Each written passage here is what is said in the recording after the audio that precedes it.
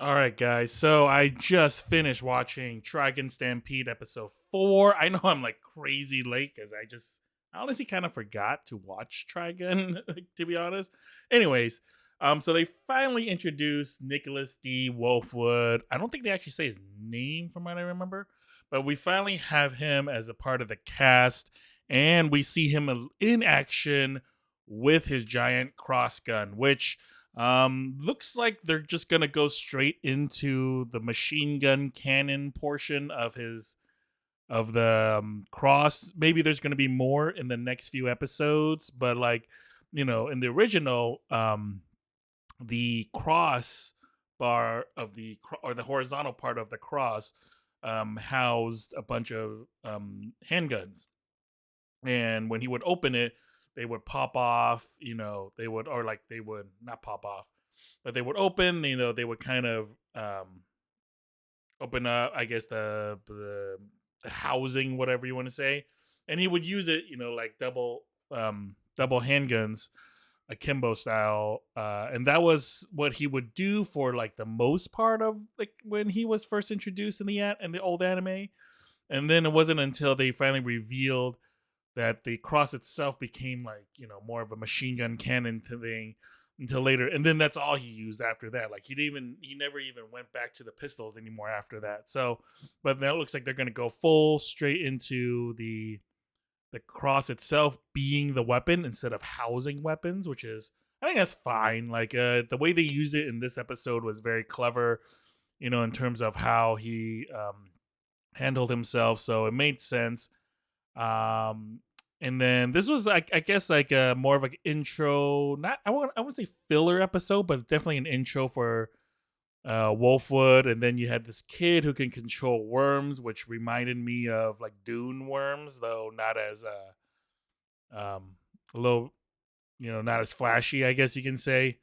um so overall, a fun episode, nothing much to it. Like, it's still a mystery in terms of if they trust Wolfwood or not.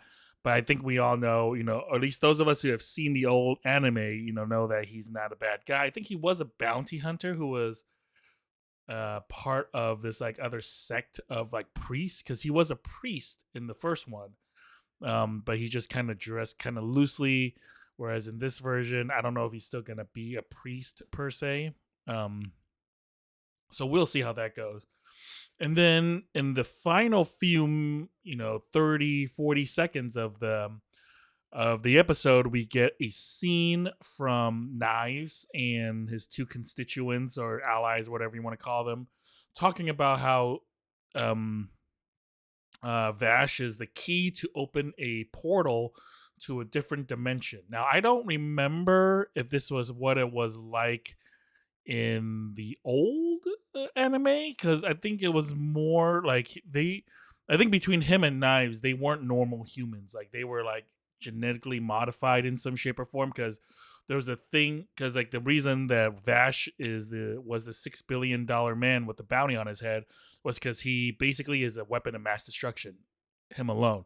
Like, the gun that he has is a twin gun that his twin has, that can become basically like a crazy um EMP slash nuclear type of cannon that can wipe out a city, which is why he is who he is. And the reason he actually had his arm wrapped up and all this stuff in the old one was because like that was a part of it. Like, and it was apparently only triggered by knives for some reason. I forget. Like, there's a lot I don't remember from the old anime, so I apologize if I'm saying anything wrong. But I'm just going off of what I do remember, which is arguably kind of not a lot.